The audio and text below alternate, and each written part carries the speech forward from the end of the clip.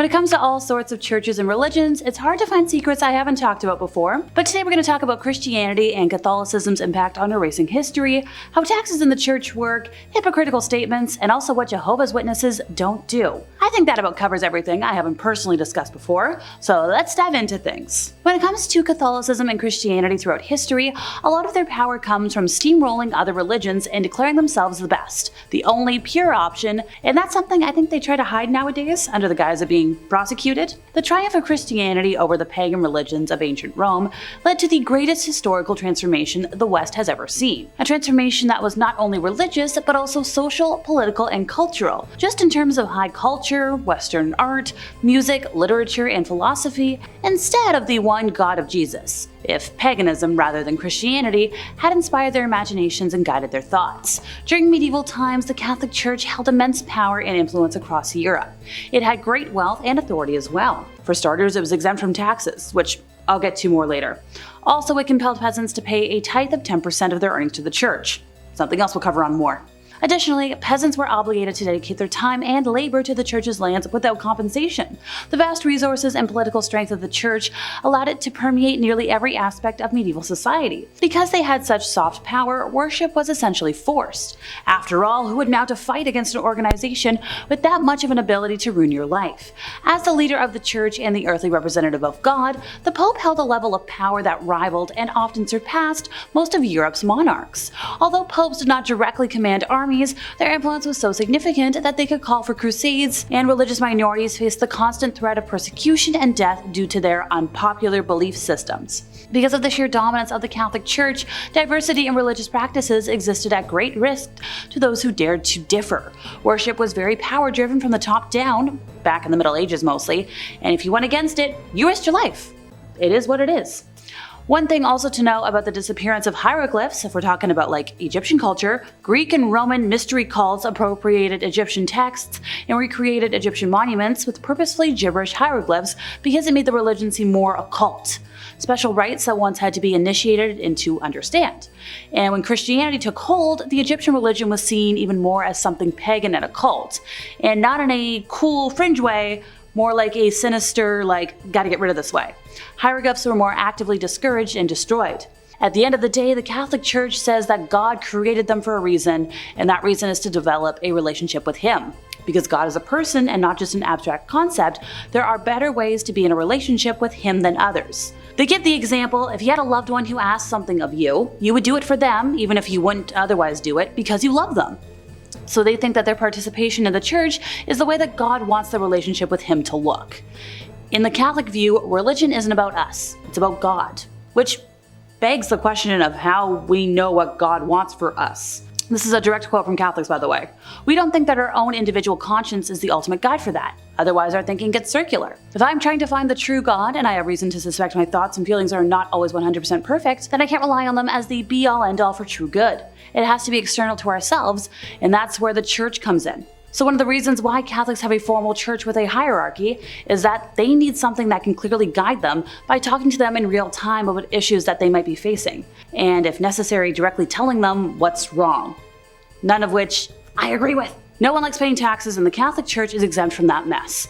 The Roman Catholic Church hasn't disclosed its net worth, but there's no doubt it is one of the richest institutions on the planet, considering it's one of the largest landowners in the world, and enjoys significant investments and coffers full of gold and priceless original art. The Vatican, which is just a fraction of the Church, is worth about $4 billion. And in Canada, the States, England, and more, churches and religious groups enjoy similar tax exemptions to charities for providing a public good. But as one magazine reported, churches don't need to hit the same standards that many charities and nonprofits do. Churches, by nature, can discriminate based on religion.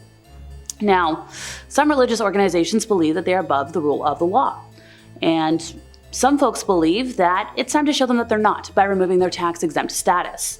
Now, they're not saying to burn down the church. That's not what they're saying. But a lot of recent events in the world do shed light on the need to truly separate church from state. It was discussed back in January of 2022 when the church announced they would be considering denying the President communion due to his views on some hot-button topics at the time.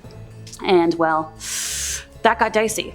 You might not remember this, but in 2019 it actually happened. The then former vice president was denied communion because of a political subject he was talking on.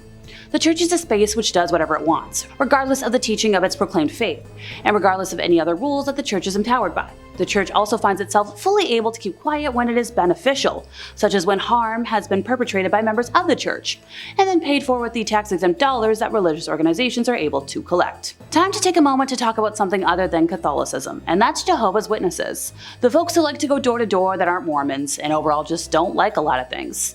This organization is a registered charity, which means they don't pay any income tax. Out of the 86,000 registered charities in Canada, they rank about 18th with more than $80 million in donations. Granted, that was about in 2016. Charity Intelligence, which is an agency that monitors charities for Canadian donors, gave the group a D grade because they don't provide details on how donations are spent. They said that they have a 1-star rating out of 5 stars, which should be a red flag, and not just to donors but also to the government. So what do they not do? Well, they don't stand for national anthems, salute flags, they don't vote, and they don't serve in the military. Followers believe their allegiance belongs to God alone, who runs an actual government in heaven, and other than the obvious Christian holidays, they don't celebrate most holidays or events that honor people who aren't Jesus. We're talking birthdays, Mother's Day, Valentine's Day, you name it. They also believe Armageddon is imminent. The religion has previously provided a number of dates for the end of the world as we know it, but now they tell their followers it's going to happen any day. They point to global conflicts, natural disasters, and more as signs that we as a whole are on the verge of the apocalypse. They believe Armageddon will be a brutal battle between God and human government, and wicked humanity will ultimately be wiped out. Surprisingly enough, they don't believe in hell. Giving a share of one's income to the church has been a part of European tradition for centuries, and today several countries continue to collect a church tax on behalf of officially recognized religious organizations. But growing numbers of people have been opting out of the tax by formally deregistering from their churches, which that's something. Some European advocates for greater distance between church and state argue that church tax systems violate freedom of religion and have called for their abolition. Also in Germany, people who are formally members of a church who pay that church tax, well, they'll pay it in addition to the regular taxes that everybody else pays. So if they register their departure with local authorities, they don't have to do that. Now there are some exemptions for low earners, if you're jobless, retiree, student, etc. Pretty sure in Northern America, all money given is just donation, and if you stop going, you just stop going. But elsewhere, it is a lot more complicated. More than 500,000 people formally left the Catholic Church in Germany back in 2022, which was significantly higher than the previous record. Tithing is the thing in American churches, and I know one church in particular, I don't know if they exist anymore, but it was the Arise Church. They called for their entire board to resign after reports showed a lot of bad stuff that we don't want to talk about. But the report was filled with the experiences of hundreds of people involved with the church, which received nearly $15 million in donations in the year before it was released. Now, a 34-page summary of the investigation concluded a lot of icky stuff, but we're just going to focus on the financials right now. Also, it called for a lot of board members to step down. Particularly the senior pastor had to step down following a lot of icky stuff. The report recommended a full independent review of the church's finances, including how donations tagged for certain purposes were used in reality, and a review of policies around expenditure limits for senior leadership. It also recommended disallowing tithing by young members.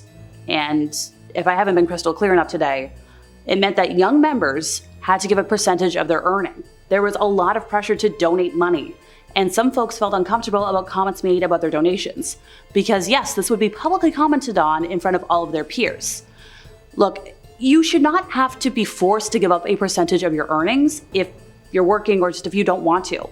And this church isn't alone in that practice. A lot of folks who grew up going to a Catholic church, well, every registered member of your church will receive a special box of special envelopes for giving donations every Sunday that were written with the date on them, so you would feel the shame if you didn't go or if you didn't donate. And finally, how about we end today with some hypocritical views that I found listed from a member of the Church of Jesus Christ of Latter-day Saints. So this was a statement, and it said, "Do not engage in same-sex relationships. They are taught that marriage is ordained between a man and a woman. But they have great love and respect for all folks, including those who are in same-sex relationships. There are apparently many members of the church who are very faithful people and are in full fellowship, and they are welcome to come to church, participate in the church. Everybody loves them as much as they would everybody else. But at the same time, this person stated that the Bible's teachings are that romantic relationships are ordained by God to be between man and woman. So, which is it? Because I'm a little confused. And that's it from me once again, folks. I've been Alexa, your resident ookie spooky girly. See y'all next time, you lovely spooky people.